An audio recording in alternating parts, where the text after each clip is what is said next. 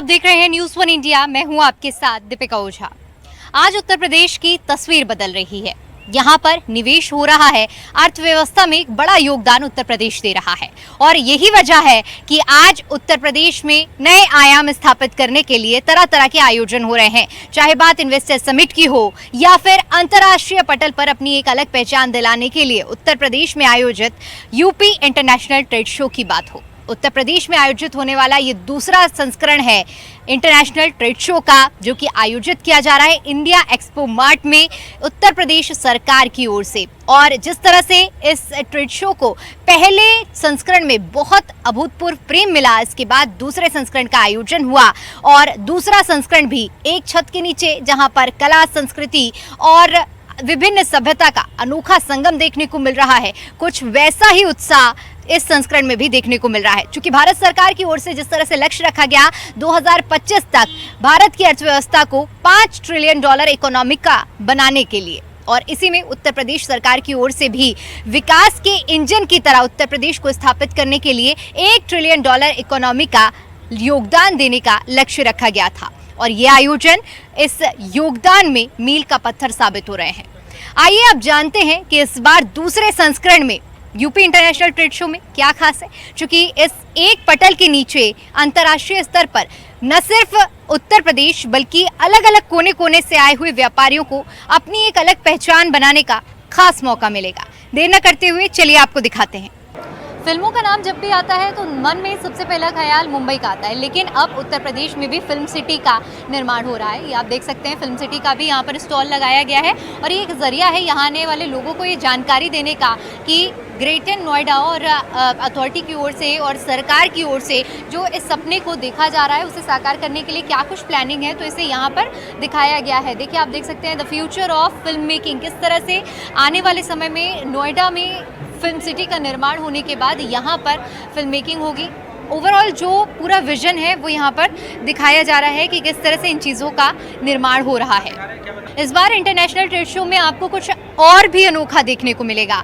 क्योंकि पुलिस के बारे में हम हमेशा सुनते हैं और जब आपातकालीन स्थिति में पुलिस का सहयोग लेते हैं, लेकिन पुलिसिंग में क्या कुछ बदलाव हो रहे हैं, उत्तर प्रदेश की पुलिस कैसे बदल रही है, इसके लिए भी यहाँ पर एक स्टॉल लगाया गया है 112। जब आपको कोई भी आपातकालीन स्थिति होती है तो एक नंबर दिया गया है, डायल 112 के जरिए आप उस आपातकालीन स्थिति पर तुरंत पुलिस को कॉल करिए और आपको सुविधा मिलेगी। आप देख सकते हैं कि यहाँ पर कमांडोज जो स्कूबा किट इस्तेमाल की जाती है उसे दिखाया गया है। SDRF यूपी किस तरह से काम करती है उसके बारे में भी जानकारी दी गई है। आप लोग यहाँ पर जानकारी दे रहे हैं लोगों को, किस तरह से जानकारी?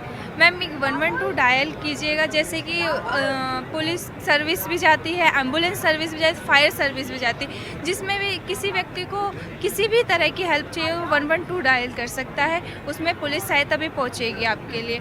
पूरी इसकी ये सहायता, रिस्पांस टाइम इसका मैम अगर ग्रामीण क्षेत्र है उसमें 10 से 12 मिनट में पहुँच जाएगी, अगर शहरी क्षेत्र है उसमें 8 से 10 मिनट में पुलिस पहुँच जाएगी मौके पर। जिस प्रकार की भी सहायता होगी वो हमारी PRV पहुँच के करती है।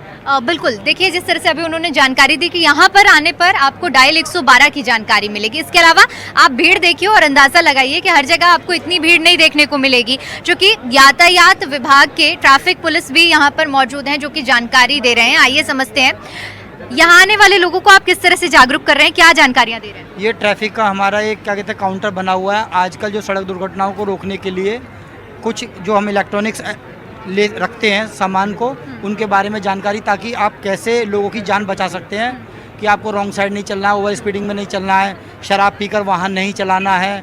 और हमारे पास व्हील क्लैम्प वगैरह, जो कहीं भी अपनी वाहन को छोड़कर चले जाते हैं तो उनके वाहनों पर व्हील क्लैम्प लगा के उनका इंतजार किया जाता है और उनको बताया जाता है कि आपकी वजह से एक पीछे एम्बुलेंस फंसी हुई है या स्कूल बस फंसी हुई है, तो आपको ऐसी गलती पुनः नहीं करनी है, जिससे सड़क दुर्घटनाओं को रोका जा सके। बिल्कुल, बहुत ज़रूरी है कि लोगों तक जागरूकता पहुंचाई जाए और तभी हमारा समाज जागरूक हो पाएगा। आप लोग क्या जानकारी दे रहे हैं? क्योंकि मैं देख पा रही हूँ आप लोग STF से जुड़े हुए जी, अपने शस्त्रों के बारे में जानकारी दे रहे हैं। हमारे पास ये लेटेस्ट वेपन है। इस वेपन का नाम है CZ स्कॉर्पियन EBO 3A1। इसमें मैगजीन क्षमता है 30 राउंड और इसकी जो मार क्षमता है 250 राउंड। ये चेक रिपब्लिक की बनी।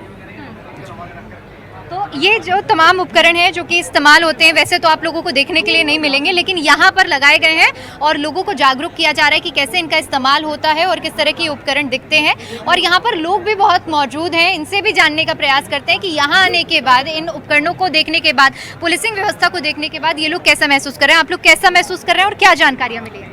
जो भी सर ने बताया उसके बारे में, जैसे जो भी वेपन्स हैं उससे बहुत ज़्यादा सेफ होगा हमारा एनवायरनमेंट जो भी है। और काफ़ी सर ने अच्छा एक्सप्लेन किया जो भी है कि ये वो है AK-47 के बारे में, रॉकेट लॉन्चर है और एक गन और दिखाई दी सर ने। तो सारा कुछ बताया, रेंज कितनी है, कितना उसमें डलता है, सारा कुछ बताया सर ने। क्या इन्फॉर्मेशन मिली आप? सर ने हमें बताया रॉकेट लॉन्चर कैसे वर्क करता है और 47 कौन कौन से पुलिस के पास हथियार है और किस किस से हम सिक्योरिटी कर सकते हैं। सर ट्रेड शो में व्यवस्था कैसी लग रही है? बढ़िया है, बढ़िया है, एकदम बढ़िया। बहुत बढ़िया है। क्या अब तक आपको सबसे ज्यादा आकर्षण का बड़ा केंद्र लगा? अभी तो मैम इसी में आए हुए हैं, हम डायरेक्ट इसी उसमें आए हुए हैं हॉल में, तो सर का देख के मुझे काफ़ी अच्छा लगा हुआ है। तो साफ देख सकते हैं आप कि जब पुलिसिंग की बात होती है तो हम ग्राउंड लेवल पर तो चीज़ों को देखते हैं, लेकिन उन चीज़ों को समझना एक अलग से अंदर से खुशी देता है। आप लोगों ने ट्रेड शो में अब तक क्या कुछ खास देखा है? क्या कुछ खास देगा, एक्चुअली हमें इनके बारे में पता नहीं था, तो हमें एक डीपली बहुत बड़ी जानकारी मिली है कि इस चीज़ से ये होता है चीज़। तो और भविष्य में कभी हमारे देश को ज़रूरत पड़ी तो बिल्कुल हम सेना में जाके बिना ट्रेनिंग के हम इसको चला भी सकते हैं। महिला होने के नाते आपने यहाँ पर पुलिसिंग की व्यवस्था को देखा, क्या समझा, क्या जाना, और इस ट्रेड फेयर के बारे में क्या कहेंगे? मैम ये मेरा आज पहला दिन है एक्चुअली में, तो मैं शॉर्ट में ही सब जगह एक्चुअली देख पाई हूँ मैं आज। क्या सबसे ज़्यादा अट्रैक्टिव लगा है? ओवरऑल वैसे ओके है, मतलब मैंने पूरा भी एक अच्छी जानकारी मिली। जी। कोरोना महामारी के बाद हर कोई अपने स्वास्थ्य को लेकर काफ़ी ज़्यादा सजग हो गया है और आयुर्वेदिक पद्धति की ओर आगे बढ़ रहा है। ऐसे में यहाँ पर आयुर्वेद से जुड़े हुए तमाम तरह के स्टॉल्स मौजूद हैं जहाँ लोग भरोसा जता रहे हैं और अपने बिजनेस को बढ़ाने के लिए ब्रांड्स आ रहे हैं, तो वहीं दूसरी ओर जो लोग आ रहे हैं वो भी इनमें रुचि दिखा रहे हैं। इस वक्त हमारी मौजूदगी महर्षि आयुर्वेद के स्टॉल में है, जहाँ पर आप देख सकते हैं अलग किस्म की चीज़ें यहाँ पर मौजूद हैं। घी से लेकर यहाँ पर आपको टूथपेस्ट, फेस वॉश और तमाम तरह की जड़ी बूटियों से निर्मित दवाइयाँ, डायबिटीज़ मेंटेनेंस के लिए ग्लूकोमैप की आपको यहाँ टैबलेट मिल जाएगी और तमाम ऐसी दवाइयाँ हैं जो कि लोग लेकर आयुर्वेदिक पद्धति से अपनी बीमारियों से निजात पा सकते हैं। आइए समझते हैं इनका क्या कुछ बिजनेस मॉडल है और किस तरह से ये लोग काम करते हैं और यहाँ आने के पीछे का क्या विजन है। तो प्रज्ञा जी हमारे साथ मौजूद हैं, इनसे विजन के बारे में जानते हैं। आप लोगों ने किस तरह से अपने बिजनेस मॉडल को स्थापित किया है, किस विजन के साथ यहाँ आए हैं? महर्षि आयुर्वेद की जो शुरुआत है वो महर्षि जी द्वारा की गई थी और इसका उद्देश्य था निरोग समाज के निर्माण की ओर। जब महर्षि आयुर्वेद की स्थापना की गई तो एक होलिस्टिक विजन देखा गया था और आयुर्वेद को कैसे लोगों के पास लाया जाए, कैसे उसको स्टैंडर्डाइज किया जाए और एक उच्चतम स्तर पर लाकर उसको खड़ा किया जाए, ये उसका उद्देश्य रहा है। हम लोग की फैक्ट्री में आज दवाइयाँ बनती हैं, हम लोग मार्केट कर रहे हैं इंडिया में, बाहर विदेशी और कंट्रीज़ में कर रहे हैं, US में, यूरोप में। साथ साथ में हम लोग का जो एक एरिया है वो सर्विसेज में भी है, जहाँ पर हम अपनी जो पद्धति है, आयुर्वेद की पद्धति है, उसमें कैसे आप इलाज कर सकते हैं, ट्रीटमेंट्स कर सकते हैं। जैसे आप देखेंगे यहाँ पे भी डॉक्टर हैं, वो भी मतलब पल्स डायग्नोसिस कर रहे हैं पेशेंट्स को, कैसे पहले तो समझना कि इनको प्रॉब्लम क्या है और उसके बाद उसको रूट कॉज से कैसे सॉल्व कर सकते हैं। मैं USP समझना चाहूँगी, चूँकि इतने सारे प्रोडक्ट्स हैं और इसमें मैं देख रही हूँ डाइवर्स वेराइटी है। क्या खासियत है महर्षि आयुर्वेद के प्रोडक्ट?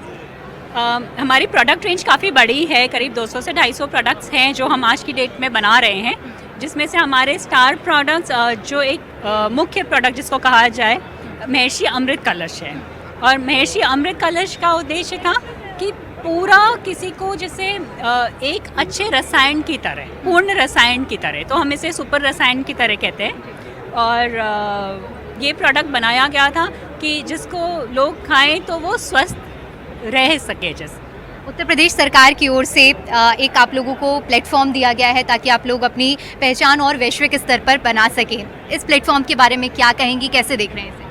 हमने पिछले बार भी इसमें पार्टिसिपेट किया था और इस बार भी जैसे पार्टिसिपेट कर रहे हैं तो इस बार ऑलमोस्ट डबल जो दिख रहा है। स्टॉल एरियाज़ भी बहुत बड़े हुए हैं और नंबर ऑफ़ स्टॉल्स भी बहुत ज़्यादा हैं। तो ये बहुत ही अच्छा एक उत्तर प्रदेश सरकार की तरफ से एक इनिशिएटिव है और आई थिंक ये इधर की जो लोकल डेवलपमेंट है और जितने भी कंपनीज़ हैं स्पेशली उत्तर प्रदेश की, उनको बहुत प्रोत्साहन मिलेगा इस तरह के इवेंट्स के साथ। बिल्कुल, तो साफ तौर पर देखा जा सकता है कि यहाँ अंतर्राष्ट्रीय ट्रेड फेयर में आने वाले हर एक ब्रांड जो कि सरकार का धन्यवाद करते हुए नजर आ रहे हैं, इसलिए क्योंकि ये एक पटल है जहां से हर एक व्यापारी अपनी पहचान वैश्विक स्तर पर रख सकता है और अपनी एक नई आइडेंटिटी बना सकता है। इंडिया गेट बासमती राइस का नाम तो हर कोई जानता होगा और इंडिया गेट का ये स्टॉल भी यहाँ चमकता दमकता हुआ लगा हुआ है।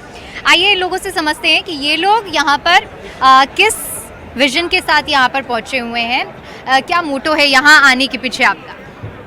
Hi, my name is Aman Uppal. I am the export manager here at KRBL.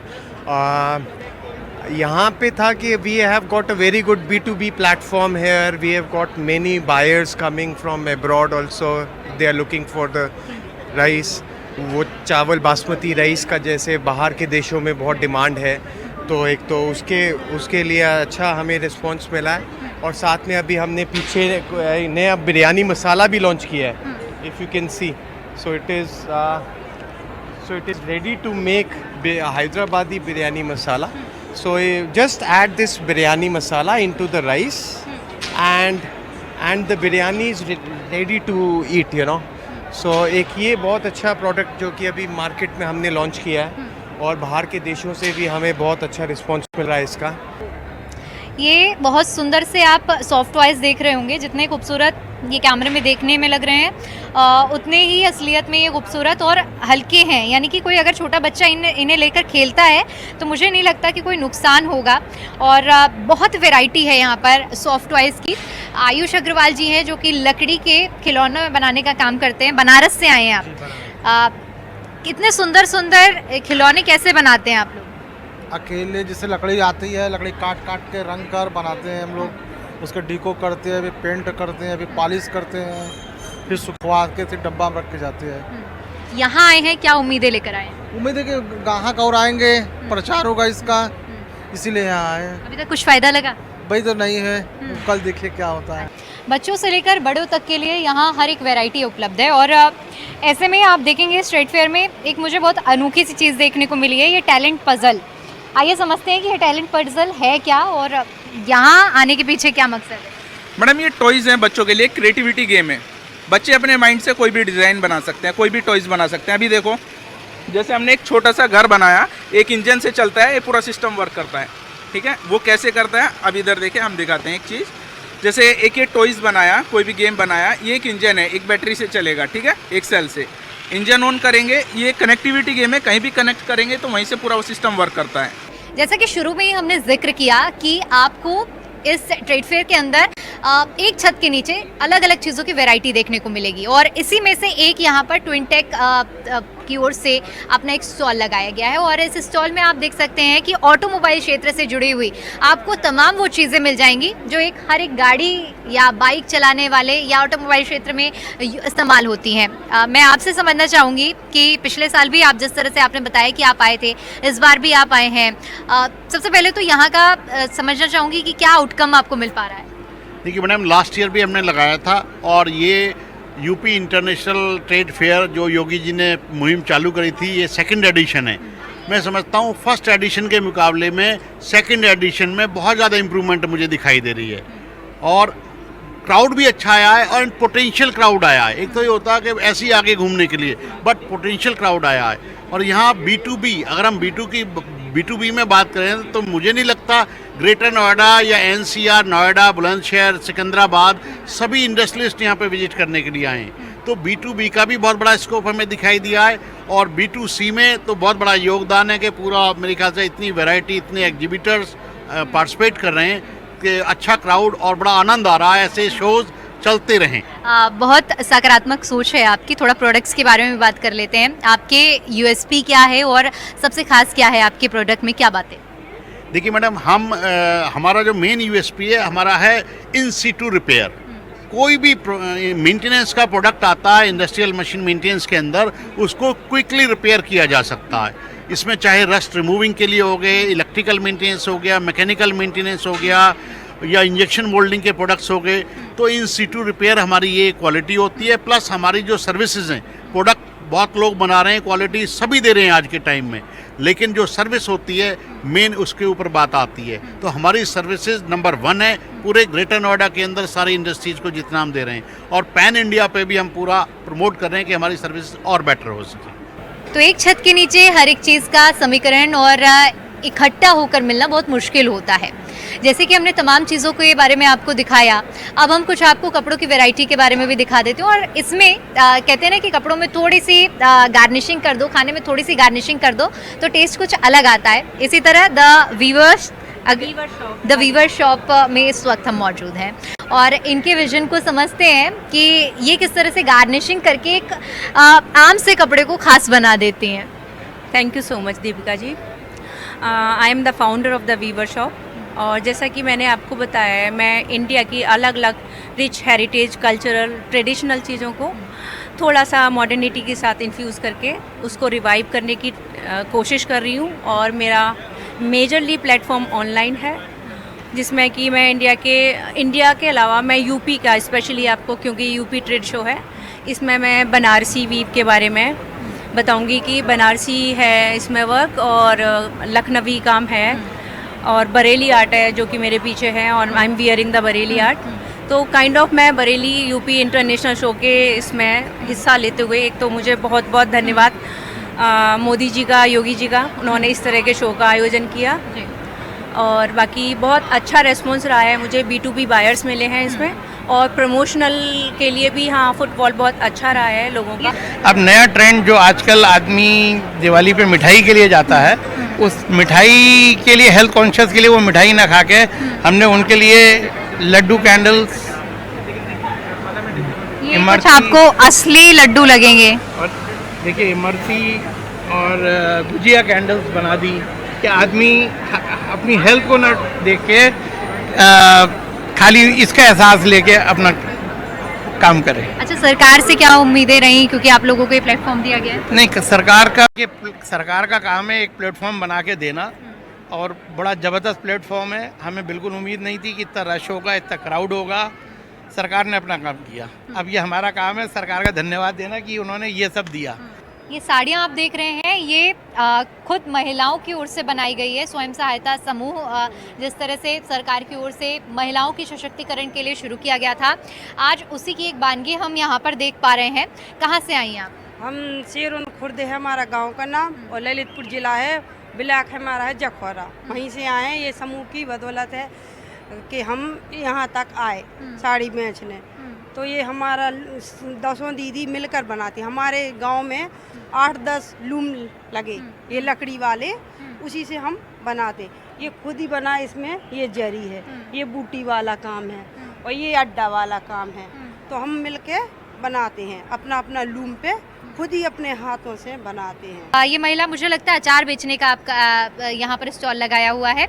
खुद बनाती हैं आप लोग अचार? हाँ, सारा हमारी 12 महिलाएं हैं, सारा मिलकर बनाते हैं। मैं लखीमपुर खीरी की रहने वाली हूँ, जिला खीरी। मेरा ग्राम ज्ञानपुर, ब्लॉक फूल में हम। यहाँ आने के बाद कैसा लग रहा है? यहाँ अच्छा लगता है। यहाँ अभी तक कुछ बिक्री हुई है, कुछ व्यापार मिला है? नहीं, व्यापार मिला है, बिक्री होती भी है, हो रही है। ये यहाँ, ये भी एक स्वयं सहायता समूह का ही है, शामली से आप लोग आए हैं। और ये देखिए बहुत ही प्यारे से पोशाक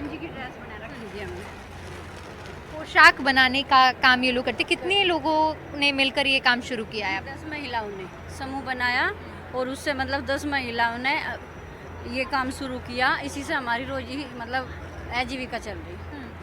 कैसे बनाते हैं आप लोग इन? हम इनको कच्चा, जैसे नेट होगी, फ्लोवर हो गए, स्टोन वर्क हो गए, पहले इन्हें सिंपल तैयार करते हैं, उसके बाद में फिर डेकोरेशन करते हैं। अभी तक यहाँ से कुछ लाभ हुआ है आप लोगों को? हाँ जी, कल तो अच्छी सेल थी, आज कम है। क्या कहेंगी, ये जो प्लेटफॉर्म आप लोगों को मिला है इसके बारे में? अच्छा है, बहुत बढ़िया है। ये स्वयं सहायता समूह का स्टॉल हम दिखा रहे हैं, देवरिया का है, और इत्र, गुलाब जल और गुलकंद बनाने का काम ये लोग करते हैं। कहाँ से आए हैं आप लोग? कन्नौज से हैं। तो ये सारा सामान महिलाएं बनाती हैं? जी हाँ, महिलाएं बनाते हैं और खुद भी लगते हैं। अभी तक यहाँ का क्या रिस्पांस मिला है? यहाँ रिस्पांस क्या है, यहाँ जो व्यापारी वर्ग लोग आते हैं, लेने वाले कम लोग हैं। बिक्री हल्की हो रही है यहाँ। अच्छा, व्यापारियों का ज्यादा आना है जो आप लोगों से पूछ रहे हैं। जी हाँ, पूछ रहे हैं और डील कर रहे हैं कि कैसे मिलेगा, फुल पे, हाफ पे, या हम लेना चाहें, आप व्यापार करना चाहें तो कैसे हमारे लिए रहेगा, तो उस मुद्दे बात होती है उनसे। सहायता समूह का ये मथुरा का स्टॉल देखने को मिल रहा है। अच्छा, ये गाजियाबाद वाला है। अचार यहाँ पर भी आप देख सकते हैं कि तमाम किस्म के अचार हैं। अचार हैं और मुरब्बा है, 4-5 किस्म का, आंवले का है और करौंदे का है, बांस का है और बेलपात्र का है। ये सभी ऑर्गेनिक चीज़ें हैं जो हमारी महिला बनाती हैं समूह में। अभी तक यहाँ का कैसा आपको रिस्पांस मिला, क्या व्यापारियों से संवाद हुआ है? अभी यहाँ रेस्पॉन्स जो है वो ज़्यादा ठीक नहीं है और सेल भी बहुत कम है। जितने भी एसएसजी की महिलाएं बैठी हैं किसी की ज़्यादा सेल नहीं है, क्योंकि ये मुझे लगता है कि हम सबसे पीछे आए हुए हैं। ये सारा महिलाओं का जितना एसएसजी का सामान है एक कोने से में है, अगर सामने होता तो महिलाओं की सेल अच्छी होती। कहाँ से आई हैं? मथुरा से आए। तो ये टेराकोटा के सारे बने हुए जो चीज़ें दिख रही हैं वो आपकी हैं? हाँ हाँ सर, खुद बनाते हैं? खुद बनाते हैं मैम। कैसा यहाँ पर अभी तक लोगों का रिस्पांस मिल रहा है? यहाँ पे कोई अच्छी सेल नहीं हो रही मैम। सेल नहीं हो रही है, लोग पूछ रहे हैं बिजनेस के लिए, जानकारी ले रहे हैं? जानकारी ले रहे हैं पर यहाँ पे कोई उबारी बात नहीं है। सही नहीं। देखिए, खरीदारी के लिहाज से तो जैसे कि महिलाओं ने बताया है कि वो रिस्पांस नहीं मिल रहा है, लेकिन व्यवसाय के हिसाब से एक अच्छा पटल है। ये क्या आपने खुद ही बनाया है? हाँ मैम। तो ये पानी की कनेक्टिविटी कैसे दी आप लोगों ने? ये पानी की इसमें पीछे से मोटर लगा रखी है मैम हमने। अच्छा। हाँ, उस वजह से हमने खुद ही दी है। तो ये महिलाओं की कलाकारी है जिसे आप साफ तौर पर देख सकते हैं कि कितनी कलाकारी के साथ इसे बनाया गया है, लेकिन ज़रूरत है तो पहचान स्थापित करने की कि लोगों तक, अंतर्राष्ट्रीय पटल तक इन लोगों के जो काम है वो पहुंच सके। तो देखा आपने किस तरह से एक छत के नीचे हर एक चीज़ का अनोखा संगम देखने को मिल रहा है। चाहे हम वैज्ञानिक तकनीक की बात करें, सरकारी योजनाओं की बात, मेंटल अथॉरिटीज़ की ओर से जो योजनाएं चलाई जा रही हैं उसकी बात करें, स्वयं सहायता समूह के जरिए जो महिलाओं को आजीविका मिला हुआ है उसकी बात करें, आयुर्वेद से लेकर हर एक तकनीक तक का अनोखा संगम इस ट्रेड शो में देखने को मिल रहा है। और यही आशय, यही मकसद लेकर योगी सरकार की ओर से इस ट्रेड शो का आयोजन किया गया, जो कि अब फलीभूत होता हुआ नजर आ रहा है। कैमरा पर्सन अनिकेत के साथ मैं दीपिका ओझा, ग्रेटर नोएडा।